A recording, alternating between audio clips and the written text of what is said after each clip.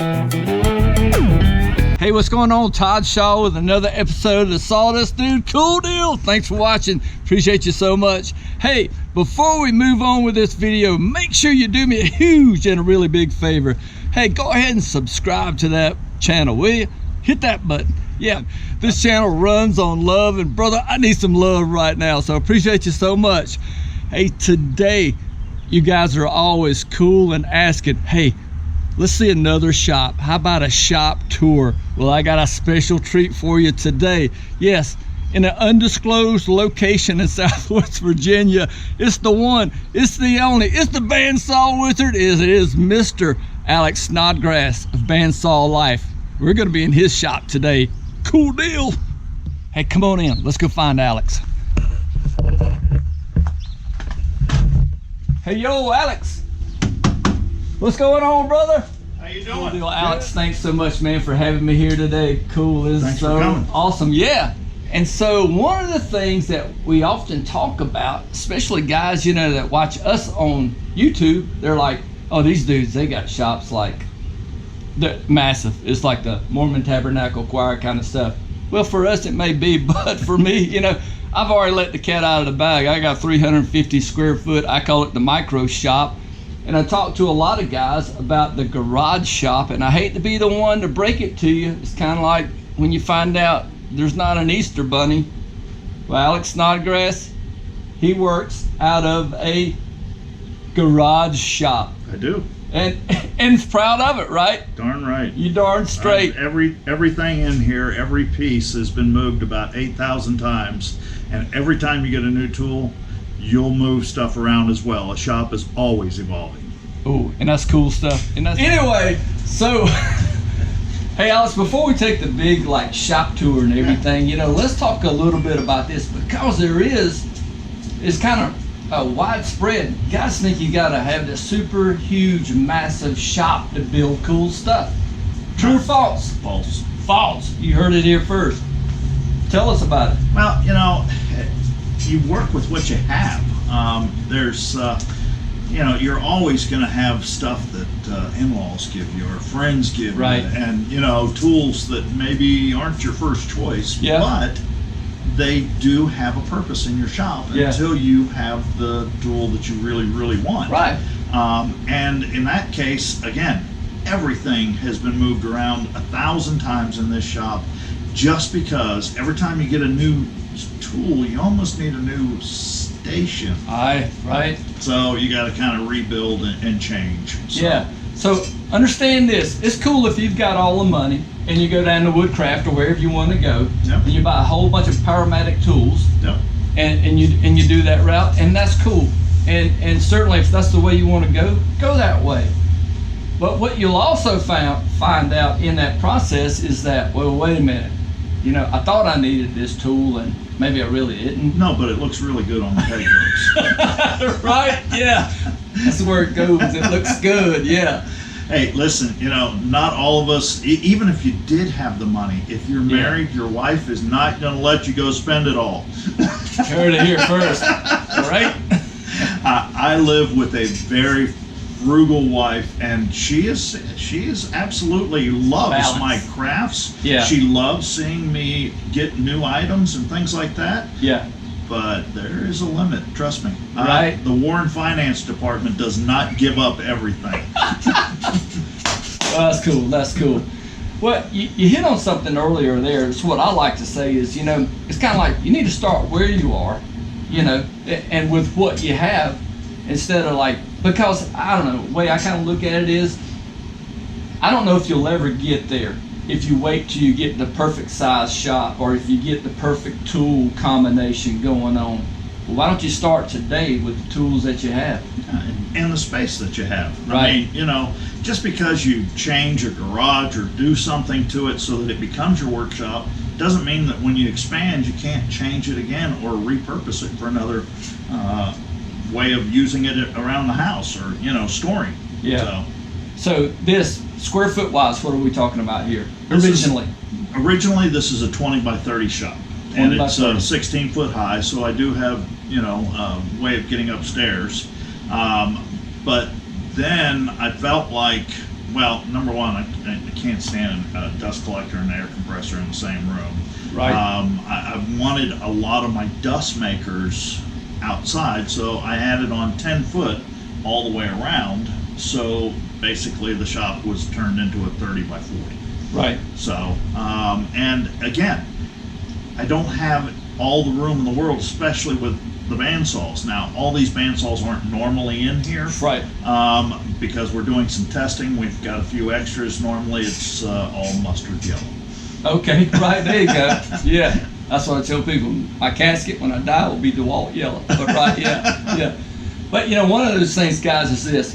You know, Alex has built this shop to suit him and what he does. Yes, I call him the the bandsaw wizard. He is Bandsaw Life, and it's what he does. He does very, very well with the bandsaw, and that's his setup here, and especially his 3D cutting boards, which is just like, you know, well known for. And you'll see other tools here, and yes, he builds other stuff than cutting boards, but you know, one of the things that he has set up in his shop here, it is for classes and for students. And so yeah, you need some multiple bandsaws for that kind of setup. But once again, his shop works for him.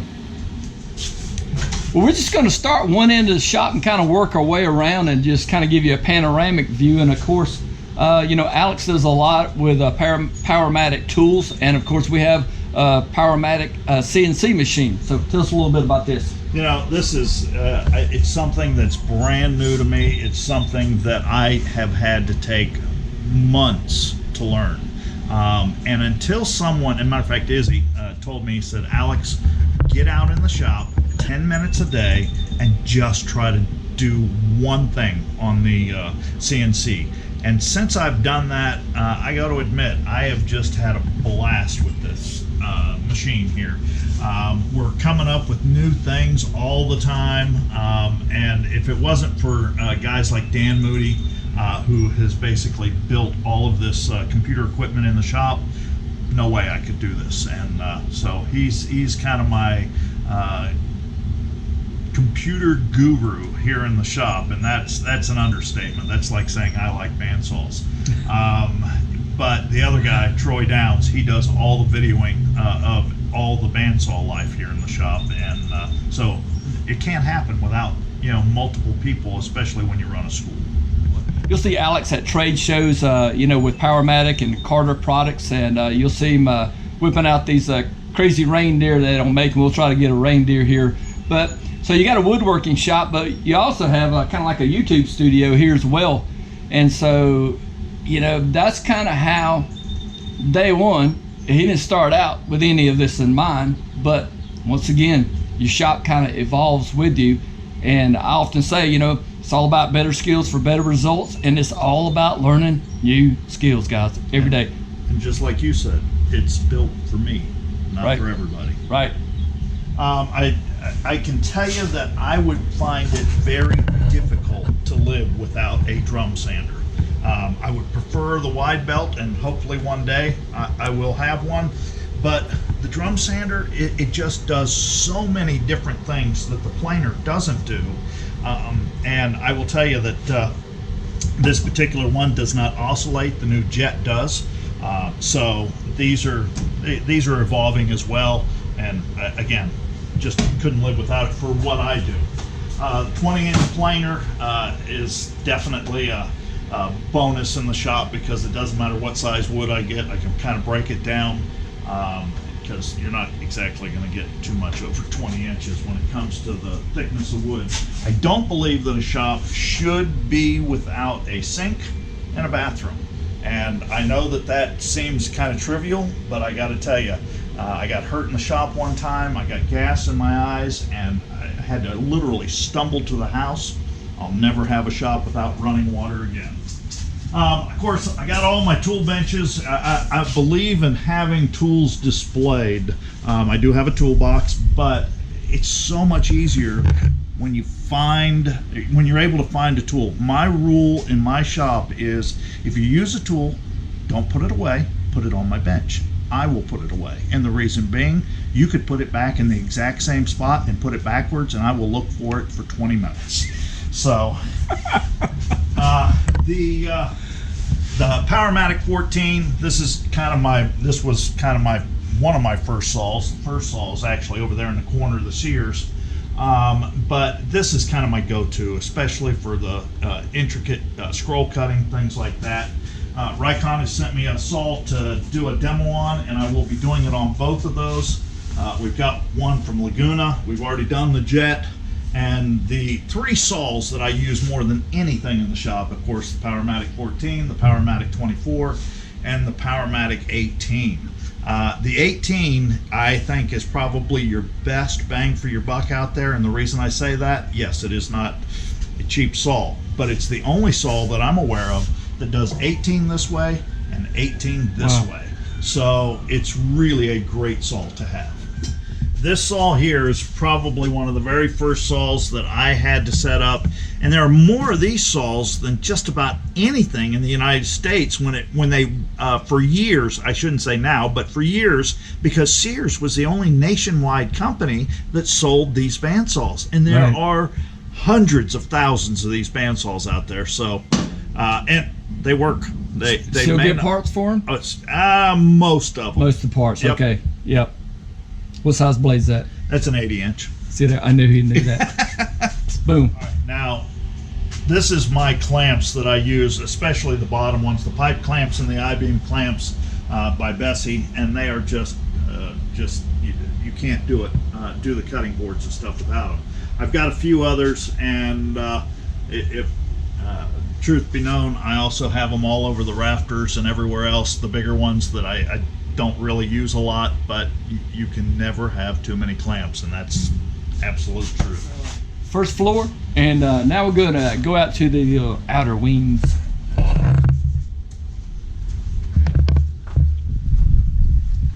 Now, I try to keep my dust makers out here, my sanders, of course the Craig jig is handy, the router table, and yes, this is an old Delta router table, and it works perfect. I've always enjoyed it. I will be replacing it with a woodpeckers this summer, but I've had this for 20 years, works just fine. Of course, the Jet scroll saw, which I was able to be part of helping actually design that. I've got all my shelves. My wife always kind of wondered, why are you putting so many shelves up? Well, as you can see, you don't always get done with every project quickly, so it's nice to have storage, wood storage, kind of half-finished project storage, and my chop saw station, which you can see, I've got about 8 foot on either side. It's this saw I love. I just replaced the bearings in it because I don't want to replace it. It is that good of a saw. And I know everybody's got all these fancy tracks for adjusting and setting. I built just something simple. I use a clamp so that I can do repeatable cuts. It's not fancy, but it does work. One of the things, you know, and we all get those magazines from our tool supply friends, or come on in the store. We got, and you said something earlier. I remember being a kid, you know, I mean, I grew up, my granddad had a sawmill, and I always been around woodworking, all around construction work. But you know, you'd get that Sears catalog, and you're like, look at all these tools. You know, it's just like, all right, yeah. But you know, some of that stuff, even like the stop for your chop saw, I mean, that's all you need, guys. I mean, absolutely. There's a lot cooler stuff out there, but for me, I'm just like, oh yeah, I remember that. That's cool. I like that. All right, now this is also a great tool to have. It's one of the 9-inch belt sanders that, I mean, they're in a board or a project that I can't get an edge sand on.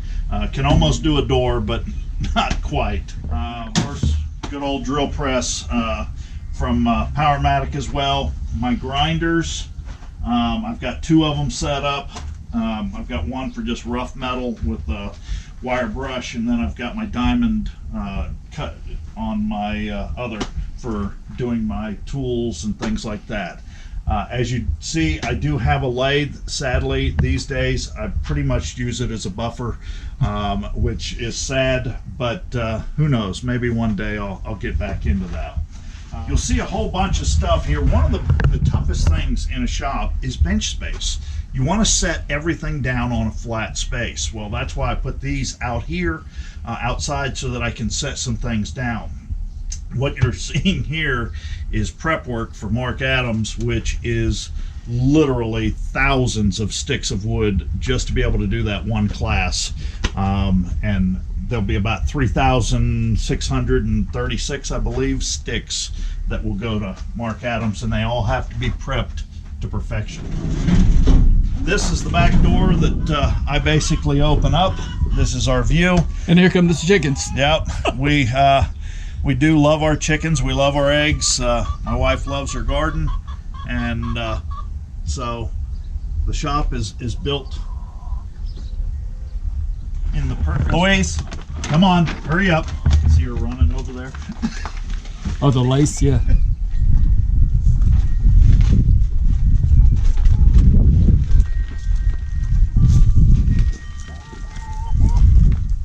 She has learned to do it herself. So, and you can see that all of my machinery does have dust collection, and I'm going to show you where I put that because I can't stand the noise in my shop. So I had to put it outside the shop, but I also have a filter that goes back into the shop so that when it's cold, it's not just pulling all the hot air out and creating. So we've got our joiner. Now, we also do a lot of repairs for Triton Tools. So this is kind of the area that I keep all of my Triton tool parts in. As you can see, I am a scrapper. I don't throw anything away. If it can be scrapped or metalled or aluminum, it gets sent to the recycle. That's, can I say beer money? Yeah, absolutely. You dang straight. I've got my wood that I can stack back here as well. I'm doing a little rack, but I've also got an area down here which I'm setting up for strictly lumber racks. I've got my air compressor in here, and then I've got my dust collector in here. Now, even though the air does come out here, it does get pushed back in as well, and then that's the other side, so I can get access to both sides to be able to empty it. Got the front of the shop, and I believe that makes it full. That's us. Well, cool deal, folks. That was cool. I told you you would enjoy this. You'll like this. This is a great episode. You'll watch it over and over. Thanks for watching, and you have Alex Snodgrass with the Bandsaw Life. Yes, check out that channel, and of course, thanks for watching another episode of Saw This Dude. Oh yeah, I'll see you real soon.